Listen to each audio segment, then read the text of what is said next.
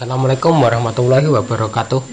Berjumpa kembali dengan Abada Channel di konten ngos-ngosan, ngobrol seru, ngobrol santai tentang sejarah. Ya, baik teman-teman, kita akan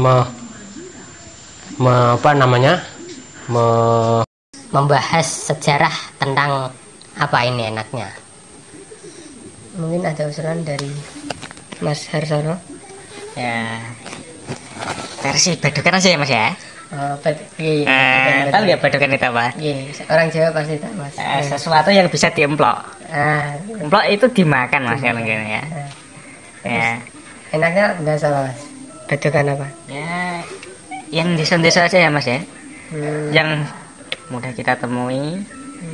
Yang sering kita makan sehari-hari ya. Apa tuh? Mas, yang itulah apa namanya? Tempe. Oh, tempe. Iya. Ini mau mengupas lebih dalam mengenai tempe gitu. Kan kebanyakan orang ya cuma bisa makan, belum tahu apa asal usulnya, kok bisa dinamakan tempe itu dari mana. Padahal itu makanan ciri khas kita itu kan Indonesia. Iya. Coba bakarnya ini, yang tengah ini. Oh, oke. Silahkan dijelaskan. Saya akan mencoba mengupas sedikit sejarah tentang tempe. Dengarkan baik-baik. Sejarah tempe. Kata tempe diduga berasal dari Jawa kuno. Pada zaman Jawa kuno terdapat makanan berwarna putih terbuat dari tepung sagu yang disebut tumpi. Tempe segar yang juga berwarna putih terlihat memiliki kesamaan dengan makanan tersebut. Itu tempe itu kadang kan ada yang warnanya coklat. Itu menurut Anda itu gimana? Sehat gak gitu kalau dimakan? Kan nggak semuanya toh. Biasanya kalau yang putih kan baru 1 hari 2 hari. Tapi kalau kemalaman kok bisa berwarna coklat. Itu gimana? Apa ada kandungan apa saja itu di dalamnya? Boleh dimakan? Ada efeknya apa enggak? Mungkin itu Mas ya. Ya itu ya bisa disebut apa ya? Fermentasi atau apa? Enggak fermentasi. Itu malah jadi makanan favorit itu yang terkenal dengan nama tempe bosok. Coba itu kandungannya gimana Mas itu? Dari rasanya gimana? Sempet piye apa piye gitu. Fermentasinya lebih lama itu. Berapa kelamaan. Tapi sehingga aman, menjadi bosok. Tapi aman dikonsumsi. Ya aman sih. Tapi enak. Soalnya tempe kan nggak ada bahan pengawet atau apa. Oh iya. Meskipun dia berwarna coklat atau apa, selagi Itu halal. Thaiban juga. Langsung untal. Lanjut. Sumber lain mengatakan bahwa pembuatan diawali semasa era tanam paksa. Pada saat itu masyarakat Jawa terpaksa menggunakan hasil pekarangan seperti singkong, ubi, kedelai sebagai sumber pangan. Selain itu, ada pula pendapat yang mengatakan bahwa tempe diperkenalkan oleh orang-orang Tionghoa yang memproduksi makanan sejenis kocil, kedelai yang difermentasikan menggunakan kampang arbel gilus. Kampang arbel gilus. Ilmiahnya itu loh ya. Subhanallah. Itu seperti ragi. Oh, difermentasikan ya, ragi. Ya. Kalau bahasa tadi kurang paham. Namanya apa tadi Mas? Kampang aspergillus. Kampang aspergillus. Itu kalau orang tua yang nyebutnya itu bisa ketelier Mas lidahnya itu. Susah. Iya benar. Lanjut. Teknik pembuatan tempe akhirnya menyebar ke seluruh Indonesia. Sejalan dengan penyebaran masyarakat Jawa yang beremigrasi ke seluruh penjuru tanah air. Indonesia merupakan negara produsen tempe terbesar di dunia dan menjadi pasar kedelai terbesar di Asia. Sebanyak 50% dari konsumsi kedelai di Indonesia dilakukan dalam bentuk tempe, 40% dalam bentuk tahu, dan 10% dalam bentuk produk lain seperti tauco, kecap, dan lain-lain. Yang Anda ketahui, kedelai bisa dibuat apa saja? Kalau kedelai ya itu dibuat apa? Selain makanan. Selain makanan ya, minuman bisa diambil sarinya, sari susu kedelai. Yang tentu ya sangat menyehatkan. Kalau untuk anak-anak kecil ya malah bagus itu buat meningkatkan apa itu? Imunitas. Ya, imun, kecerdasan juga, protein tinggi itu. Ya, apa lagi bisa ditambahkan itu selain minuman? Ya. Apa lagi ya? Soalnya saya juga kurang paham. Iya, bisa jadikan cemilan juga, kayak kacang-kacangan itu digoreng atau direbus itu bisa juga. Kacang kedelai. Kacang kedelai Banyak manfaatnya ya. Banyak sekali itu. protein. Tidak cuma manusia, hewan pun kalau dikasih itu cepat gemuknya itu. Pakar sapi ya. Itu langsung gimana ya? Langsung itu loh, bodinya bisa Nyemol. sebelah buahin nyemol ya gitulah pokoknya. Lanjut. Kita Spanyol gini ya. Itu banget pokoknya. Pada zaman kependudukan Jepang, di Indonesia para tahanan perang yang diberi makan tempe terhindar dari disentri dan busung lapar. Sejumlah penelitian yang diterbitkan pada tahun 1940-an sampai dengan 1960-an juga menyimpulkan bahwa banyak tahanan perang kedua yang berhasil selamat karena mengkonsumsi tempe. Menurut Ong Hokam, tempe yang kaya akan protein bisa menyelamatkan kesehatan warga Indonesia yang padat dan berpenghasilan relatif rendah. Nama tempe ini pernah digunakan di daerah perkotaan Jawa, terutama di Jawa Tengah, untuk mengacu pada sesuatu yang bermutu rendah, istilah seperti mental tempe atau kelas tempe. Ini biasanya digunakan untuk merendahkan dengan arti bahwa hal yang dibicarakan bermutu rendah karena murah seperti tempe. Anda pernah dengar kata-kata? Ya pernah itu, tapi ya terlalu menyakitkan itu. Kasihin sendiri kok dibilang gitu. Mental tempe. Parah itu. Ya ganti saja itu mental spaghetti apa burger itu kan nggak masalah. Yang nyemplung burger. Ya harusnya kita sih harus bangga bisa mengolah tempe menjadi makanan sedemikian rupa, dari kedelai menjadi tempe dan lain sebagainya. Itu kan butuh proses yang kreatif gitu kan. Orang Jawa itu sangat kreatif. Sehingga apa istilah tadi yang mental tempe itu kan. Ya. Sebenarnya saya juga nggak cocok gitu. Soalnya itu tadi Kalau mental kerupuk itu mas ya, kalau kena air langsung melampam ya. iya bener itu. Keras di awal, kalau sudah kena air ya Awal belenya.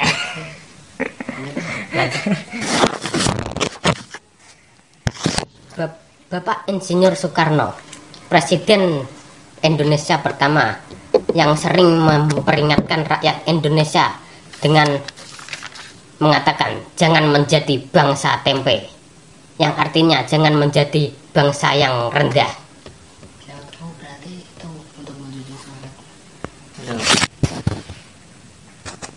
Kok bisa dikatain lagi ya? Seperti apa itu tadi? Penyemangat itu Penyemangat dari ya? Bapak Presiden Indonesia pertama Iya. untuk rakyatnya. Jangan sampai menjadi mental tempe. Ya Pak. Ya bagus itu ya. Tidak hanya untuk merendahkan, tapi bisa menjadi Menjunjung kan? Semangat ya, acuan. Ya bagus itu. Menambahi rasa. Bisa Lanjut. Lanjut saja, pada pertengahan 1960-an, pandangan mengenai tempe ini mulai berubah. Terjadi sebuah perubahan pada pembuatan tempe di Indonesia. Plastik yang mulai menggantikan daun pisang untuk membungkus tempe, ragi yang berbasis tepung, dan kedelai impor yang mulai menggantikan kedelai lokal. Dan pada tahun 1984 sudah tercatat 18 perusahaan tempe di Eropa, 53 perusahaan tempe di Amerika, dan 8 perusahaan tempe di Jepang. Berarti mendunia mas ya tempe? Ya,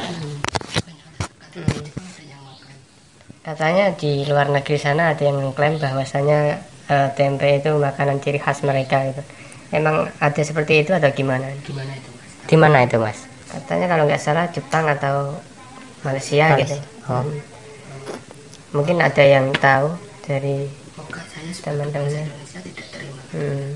Karena saya sebagai bangsa dan rakyat Indonesia harusnya kita bangga dan Iya, kita bangga. nggak boleh itu diambil orang lain gitu. Untuk pesan saya untuk mereka, jangan sampai produk kita dijajah, diklaim oleh negara-negara lain. Dan jangan malu mengakui kalau tempe itu khas budaya kita. Kadang kan orang apa yang itu kota dikit kan, itu sudah nggak mau kalau itu mengakui kalau tempe itu makanan yang khas ini sendiri tuh. Dia itu lebih memilih makanan yang khas barat. Mungkin dia kalah sama gengsi ya, kalah Mas, ya. gengsi lah Gengsi. gitu. Kalau bisa jangan begitu ya. Harusnya Ya, bangga. Kita harus, bangga dengan produk makanan kita sendiri. kalau lah. bisa kita Nah, lebih menonjolkan tempe itu menonjolkan. karena itu. lebih baik itu. Cintailah, perjuangkan tempe Berjuang. demi tempe. Cintailah produk-produk Indonesia. Dan tidak hanya itu saja, di beberapa negara lain terdapat seperti di Cina, India, Taiwan, Sri Lanka, Kanada, Australia, Amerika Latin, dan Afrika juga sudah mulai dikenal yang namanya tempe. Ada yang Sebenarnya dipertanyakan? dalam kandungan tempe ini terdapat gizi atau apa sih Mas, kok begitu kalau dimakan dari variasi makanannya rasanya enak, itu mungkin mengandung gizi atau protein atau apa itu di dalamnya? Ya, mengandung protein yang sangat bagus untuk Protein tubuh. nabati. Enggak menyebabkan lemak dalam tubuh yang bisa mengakibatkan kolesterol lah itu. Sangat Iya. bagus itu. Kadar kolesterol bisa Iya, makin jamurnya semakin banyak semakin enak. semakin enak itu. Terus itu bisa dimasak, bisa dibikin crispy gak Mas? bisa diiris tipis-tipis saja. Tipis-tipis dikasih tepung, digoreng yang garing. Nanti ya krenyes. Tinggal dibumbuin ya. Berarti kita bangga ya bahwa tempe sudah. Berarti kita bangga ya, Iya. tempe sudah mendunia. Hebat pokoknya itu. Perjuangkan nasib tempe. Siap. Ada pesan-pesan untuk Iya, satu lagi Mas. Kalau dulu kan dibungkus daun pisang. ya Kalau sekarang katanya sama plastik, Plastik, tadi ya. ya. Itu kenapa kalau biasanya kalau orang tua dicoblos-coblos atau diberi lubang itu supaya apa? cepat jamurnya itu cepat cepat jadi tempenya. Cepat matang. Iya, cepat matang. Oh, gitu ya. Ini juga itu ya. Padahal sebenarnya dibungkus oleh daun lebih enak. Sebenarnya dibungkus dengan daun itu lebih baik Lebih daripada enak. plastik. Cuma kan sekarang itu generasinya sudah ganti kan. Kalau dulu itu bisa yang buat tuh nenek-nenek, karena ya orang-orang tua yang dulu. Kalau sekarang biasanya yang Atau buat mungkin- itu kan anak muda, jadi dia itu lebih memperhitungkan jenisnya itu dengan bungkus plastik kan lebih hemat biaya, lebih cepat gitu loh. Kalau daun kan lama, dari proses pengambilan daun, membersihkan daun itu kan butuh proses kan. Iya. Terus itu yang lipat tempenya juga lama. Emang aslinya ya enak itu dari daun, apalagi ya daun jati itu lebih khas lagi, itu sedap rasanya. Oh, gimana pesan-pesannya dari Abada Channel untuk masyarakat, tentang masyarakat Indonesia tentang tempe ini? Ya, cintailah tempe, jangan malu kita itu untuk makan tempe, karena yaitu terdapat banyak gizinya dan protein. Kalau Anda bosan kan masakan tempe kan bisa diolah dengan macam-macam olahan sesuai selera kita agar tidak bosan ya. Tapi yaitu jangan malu saja mengakui kalau tempe ini adalah budaya kita sendiri. Pesan saya ya itu tadi, cintailah produk dari dalam negeri seperti tempe. Kita harus mempertahankan makanan-makanan dari budaya kita. Jangan sampai terklaim oleh negara-negara lain, bangsa-bangsa lain. Pesan untuk Mungkin dari masakan kedelai kita lebih mengeksplor lebih jauh lagi ya, supaya lebih inovatif dalam pembuatan kedelai. Mungkin tidak hanya tempe aja, bisa cemilan atau makanan yang lain ya, supaya minuman kita juga bisa. Minuman seperti susu kedelai gitu kan Ya. Supaya kedepannya kita lebih produksi kedelainya lebih melimpah gitu aja kan. Ya. Saya Hersono, Saya Lukman Dan saya Muhammad Tolha mengucapkan terima kasih sudah menonton channel Abada Channel. Jangan lupa subscribe, like, komen, dan share. Terima kasih. Agar tetap berkembang, dukung lebih kreatif, dukung channel kami dengan, dan kalau ada saran sejarah bisa komentar di kolom komentar, nanti kami akan bahas. Terima kasih. Sekian, wassalamualaikum warahmatullahi wabarakatuh. Waalaikumsalam warahmatullahi wabarakatuh.